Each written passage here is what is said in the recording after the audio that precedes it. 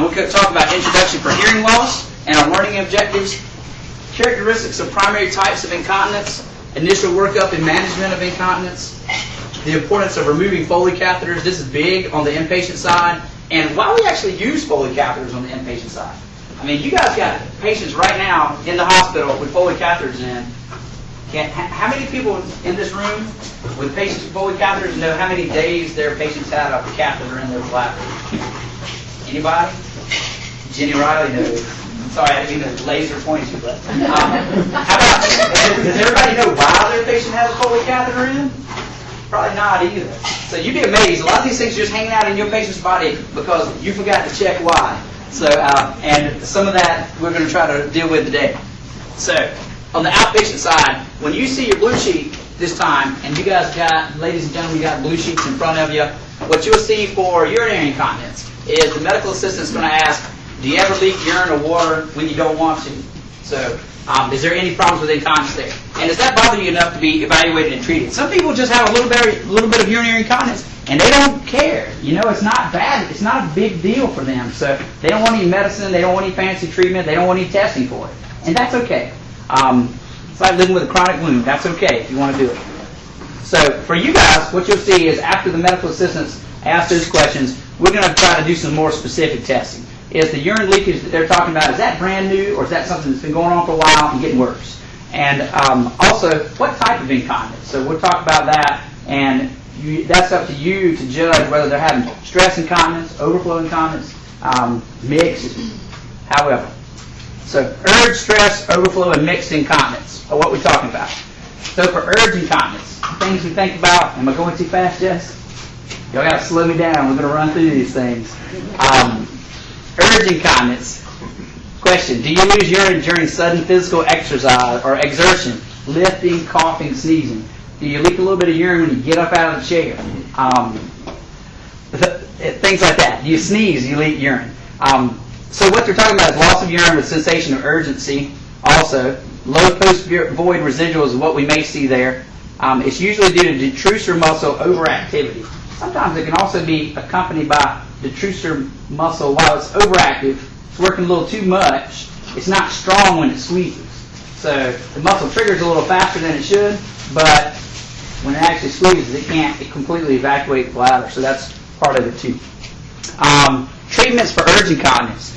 You can use the anti-muscarinic, anticholinergic therapies, detroxybutynin, like this. But they've got pretty severe, or they can have pretty severe anticholinergic effects. So you got to be real careful. So for women, these may be good options. Their side effects mainly may predominate with dry mouth. That's usually the big one we see. There's also, definitely worse side effects with cardiac arrhythmias, hypotension, stuff like that. With men, it's really big that we'll see. We can see acute urinary retention with that. So if they have too many anticholinergic effects, it's usually additive. So you got them on. We start them on something for urge incontinence. And the next thing you know, they've already on 2 other medicines that can give them some anticholinergic effects as well. So with urge incontinence, we talk about there's maybe some benefit from Kegel exercises for female patients. So that's also another option for treatment. Stress incontinence.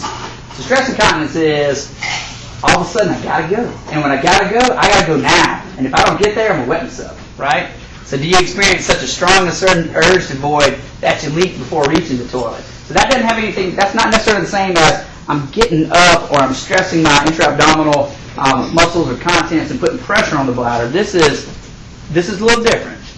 And you may also see loss of urine with exertion, sneeze, or cough. It may go along with it, but you see it. You'll see low post-void residuals. Brad? Yeah. I think the top ones got switched. Okay, this is actually urge incontinence, and that is stress incontinence, the top line. Dr. Kent, you're right, thanks. Okay, I didn't want to confuse them. Everything else is right, but the top line, that's stress incontinence, and just put the other line in there. If you lose urine with sudden physical exertion, lifting, coughing, that should be stress. That's correct. Stress incontinence. Sorry, guys. I just learned we're going to do this about 10 minutes ago, so I'm a fountain of misinformation for you. No, this slide's wrong. Everything else below. I just looked at the slides. We just worked on that. All right. So scratch that. We'll replace the slides. We got that for integrity. Scratch that.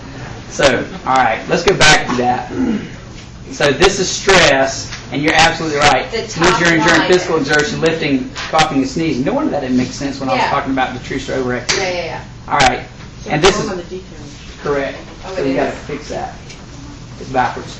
So stress incontinence, we talked about. This is urge. Do you experience such a strong and sudden urge to void that you leap before reaching the toilet? Thanks, Dolores. I was on a roll. You got to stop me sometime. I was getting really confused, and I easily get confused, but Well, It wasn't memory making loss any and sense. dementia we talk about later. It's the anticholinergic effects of these medicines. Loss of urine with exertion, sneeze, or cough, low post-void residuals, and that's kegel exercise. stress. The Right. bottom three are stress. The Right. top, it's just the It's the top question. line needs to be flip-flopped. Right. Let's get over that. All right. Overflow incontinence. Loss of urine is setting a bladder outlet obstruction. High post-void residuals. We see this in males. Benign prostatic hypertrophy or prostatic hypertrophy for any reason may not be benign. Pelvic organ prolapse, spinal cord injuries. These are the reasons why the bladder may overflow and not completely empty. And treatments for this, we treat the cause if we can. If it's BPH, if it's so bad they're getting completely obstructed, send them over for a TURB. If it's some of the pelvic organ prolapses, there's other things we can do for that. And then intermittent catheterization if you can't fix it, spinal cord injuries and others. So mixed incontinence. So it's a little bit of this and a little bit of that. Just what it says. You may have a combination of urge and stress. And remember, stress is I leak urine when I get up, when I sneeze, when I cough. Urge is when all of a sudden the feeling hits me, I got to go and can't control it. So that's the difference. All right. So mixed incontinence. Some episodes of incontinence consistent with urge and some with stress. Common in older women, and we need to work on determining the underlying cause for that. Functional incontinence. And this is a little bit different. So functional incontinence is actually something that definitely we can see with some of our aging, vulnerable elders. Functional incontinence is essentially, I can't make it to the bathroom on time. So I get the urge to go. It may not be, I may have a little bit of urge incontinence, but I may be completely normal. But then due to my functional limitations, I can't actually make it physically to the bathroom before I can get there. So I'm 91, I've got osteoarthritis in my knees so bad I can barely walk, I've got an MCL tear, and if the urge strikes me to go to the bathroom, it may take me 15 minutes to get there. I got to call for help to get there. And I've got a patient, that patient is my patient, and he has functional incontinence. He actually doesn't have overflow, he doesn't have any problems, but he's probably got a little bit of overflow, but he's definitely got some prostatic hypertrophy. But when it's time for him to go, he can't make it to the bathroom. So is this oxygen line tying him down? Has he got enough oxygen line to make it to the bathroom? These are all things you think about. So in patients like this, it's a little more behavioral training as well. So we think about identifying objects that may hinder them from going to the bathroom. So is there a rug in the way? Can he not get the wheelchair over there? What can he do? Can his walker not move? And then also scheduling bathroom breaks, reminding people, go to the bathroom every 4 hours. That way you don't get caught in a situation where all of a sudden you got to go and you're going to void your whole bladder contents, which can be troublesome and embarrassing in the whole works. So next, or not.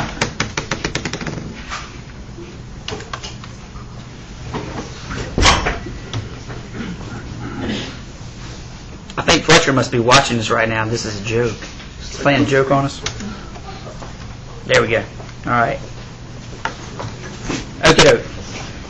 Conservative treatment options. So things we can do for incontinence. We talked about setting scheduled times to void.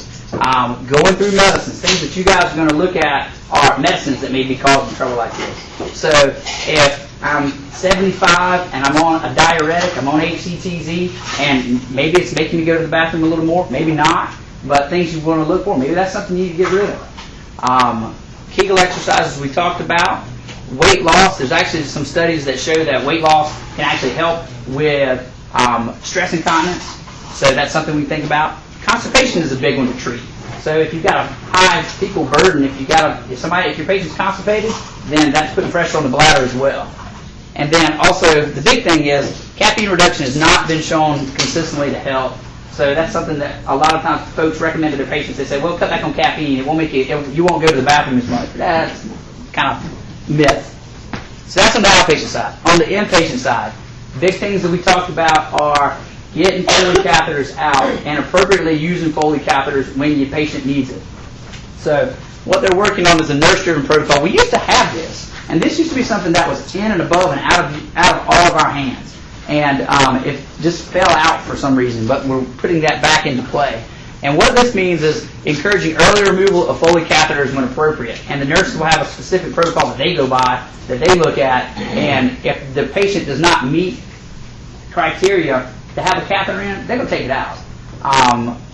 They'll assess it every 24 hours by nursing. If there's no justification for the catheter, it can be removed by them. You guys may have to stop them from doing that if there's a specific reason. You got to really pin it down, but it's got to be a good reason. And then if there's any question, if they're in doubt, if they've got any question, they've been instructed to call you. So they'll say, Andre, can we take the catheter out? And you just say yes or no, or wow, I didn't know she had a catheter in. How many days has that been in? So that's completely possible. This is a list, and this will be on your I think it's on the detailing sheet on the back. On the blue, the yellow one. On the yellow for the inpatient side. You can see the indications for Foley catheters there. These are the valid indications. So urinary tract obstruction for whatever reason. For our male patients, a lot of this is going to be prostatic hypertrophy. Neurogenic bladder. If you've got somebody you've got to watch accurate eyes and nose on, and we all know that this is a problem in the hospital, you can't tell what the heck your patient's got, and so sometimes you just got to put a catheter in if it's critical to know, especially in our heart failure patients and things like that. If you can't get urine, if they're in the ICU, then that may be an indication to keep them in there. Urologic studies or surgery for contiguous strictures, pressure ulcers. If you've got bad pressure ulcers with incontinence, then sitting in your urine all day only makes it worse, right? Same thing for stool. But this would be a reason why we may keep a catheter in. And for end-of-life care, for palliation. Prolonged surgery, general or spinal anesthesia, then you keep a catheter in for a short period of time. It's not permanent for that. Trauma, fluid challenge, and acute renal insufficiency. We'll see this when you got your patients where we're trying to actually keep up with their eyes and nose, and we're giving them a liter of fluid every hour, and we're giving them Lasix or whatever to try to chase it. However you're doing that, if there's a reason for immense volume output. Epidurals in place where they can't feel their bladder. Continuous bladder irrigation, which you may or may not have seen with certain urologic issues that we've dealt with. If folks have hemorrhagic cystitis, then one of the big things we may do is just irrigate that bladder, because if they're just consistently bleeding there, they'll form blood clot, they'll obstruct from that in the bladder. And then acute renal failure with anuria or oliguria. Those are the valid indications. So what's some of the reasons why we probably don't need them? Non-obstructive renal insufficiency. They just came out of the ICU and they had it. We better keep it in overnight. That's not a reason. That's the time. Remember, when your patient comes out of the ICU, that's the biggest time you want to look at them and see, what the heck can we get rid of? Do they need the oxygen? Do they need the Foley catheter? Why are there 4 lines in? Alternatively, sometimes you look and go, wow, they have a Foley catheter or oxygen, they've got 4 lines, they're still on pressors and there's a cordis in their neck. Maybe they didn't need to come out of the ICU. And that happens rarely, but you need to evaluate your patients. And for the Foley catheters, it's going to be a big one. Patient request. If the patient don't want to get up and go to the bathroom, that's not a good enough reason to keep the Foley in, right? Have any of y'all had that happen? You have it. If you've got somebody and if they're in heart failure, if you're having a diuresis, it's a big one. They don't want to get up. If they've had a catheter in once or twice, they probably don't mind just keeping one in for the next 3 days. But for them, it can be problematic. You breed bacteria, seed the internal organs, and then now you're dealing with something else. Confusion, bad reason to keep a catheter in. How many people in this room like to keep a catheter in a confused patient? Oh my Lord, yeah. So how many people in this room have dealt with the conflict of having a catheter in a confused patient? How many people in the room have gone to the room in the middle of the night with the catheter with the patient standing on the bed swinging that catheter around with blood coming out? All right. So if that ever happens to you, rule number 1, try to put the catheter back in first thing. It's the only time you can get permission to put the catheter, but try to get that catheter back in, because they acutely obstruct from trauma to the penis or urethra or whatever, you're in trouble. And then the first thing the urologist is going to ask you is, did you try to put it back in? So that's the only time you'll hear me during this lecture say put in the Foley catheter. But otherwise, take them out or restrain. You will have trouble. And I don't actually hear about this too much. Jay or Dolores, have y'all heard about? You had anybody on inpatient with this happening? Pulling a Foley out? In a while. Oh, all the time. I hadn't in a while, but it still happens. I've definitely dealt with it. So I got some great stories about that I can astound you guys later with. So incontinence is not an indication for keeping the catheter in. Delirium goes right up there with confusion. It's not an indication to keep the catheter in. And then bed rest. So just because you catch a patient on bed rest, bed rest is limited mobility but not immobility. And bed rest is pretty much contraindicated for most things. We want to try to get our patients up and moving. So don't tie them down with the catheter. And it's one more thing, it's one more reason, especially in our vulnerable elders, it's one more line that they're going to have that's going to make them trip also. So O2 lines, Foley catheters, you guys have seen it a million times. You're going to see it a million more. So, well, maybe a million is over-exaggerated, but you've seen it a lot and you'll see it a lot. And you don't want to see your patients with complications that can be prevented by getting these catheters out. So some of the just evidence for risk of Foley catheters, we all know is bad, but this is the actual percentages. So 3 to 10% daily rate of bacteriuria just from the catheter. So as bacteria are trying to mobilize, they'll move right up and in. 10 to 25% of these patients will develop symptomatic UTIs. So that means a fair amount will develop asymptomatic UTIs where it may be too late before they actually develop symptoms. 3% will actually develop bacteremia, which if you look at the number of patients that have Foley catheters, 3% actually can add up very quickly. 42% reported it was uncomfortable. So 48% said it was painful. These are also bad. And then 61% said it restricted their ADLs. And we all see that. So if you put somebody with a catheter in, obviously they may be able to get around. You put a catheter in the bladder, they're probably going to sit in that bed for the next 3 days. Or the next 2 weeks. Skin breakdown, DVT, then they're mad at you. So other key points that we wanted to make for this portion of the ACOVE is that what I just asked when I first walked in, I've been amazed in looking at this and going through things with Dolores and Fletcher and looking at the actual numbers from some of the older nurse protocols and some of the QI products that we did at the hospital. How many folks had no clue their patient had a catheter in? And when I ran with you guys, I'll always walk in and I'm like, wow, they got this, wow, they got that. Let's look at what's hanging on the IV pole. And it's just because sometimes we don't know, number one, why your patient's on oxygen, and then number two, more importantly, for this, why they got a catheter in. So it's an instrumentation that you should be aware about for your patient. So it should be somewhere on the checklist of things in your mind or whatever little card you got on your patients. You need to know if they've got a catheter in or not. That way, every day you can check the box and say, I couldn't take the catheter out today. So that should be a goal every day. High risk for unnecessary catheters include admission from ED and transfer from the ICU to the floor. That's one of the other main focus points, and you guys will see that come up. So and that just re-emphasizes what I just said. So we see people in transitions of care from the emergency department, from the ICU, and they got these things in. You come in the ICU, you come in the ED with a heart attack, and we're putting you, we're sending you to the cath lab, we're doing things.